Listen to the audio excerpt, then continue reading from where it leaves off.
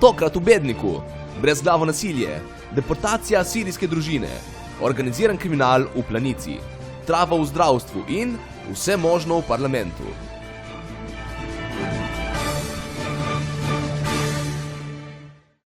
Petintridesetletnik je svojega brata in babico umoril s sekiro, ju obglavil, njuni glavi pa nato zažgal v peči centralne kurjave.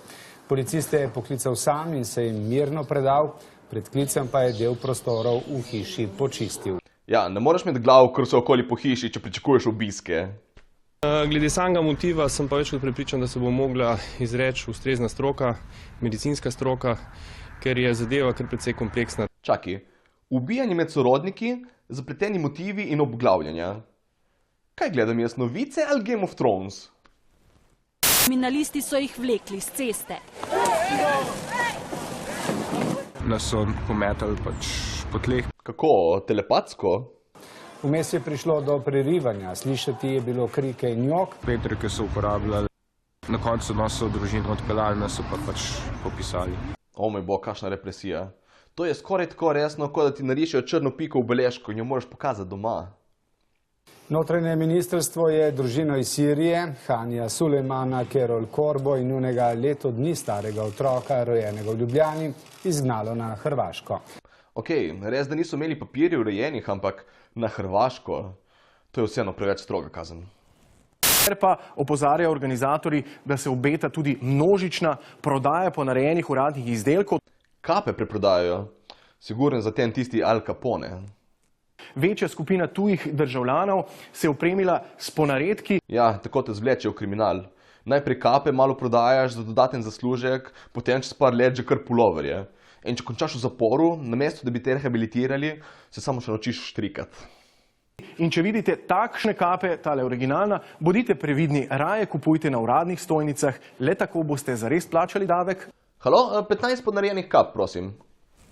Doslej je bila rastlina konoplja uvrščena v prvo skupino prepovedanih drog, torej med najbolj nevarne, kot sta heroin in rastlina koka. Z današnjo odločitvijo vlade pa je prestavljena v drugo skupino, kjer so že odprej njeni ekstrakti, pa denimo metadon in morfi.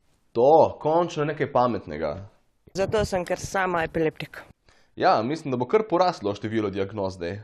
Na ljubljanski pediatrični kliniki bo že v kratkem stekla študija o vplivu medicinske konoplje na zdravljenje epilepsije pri otrocih.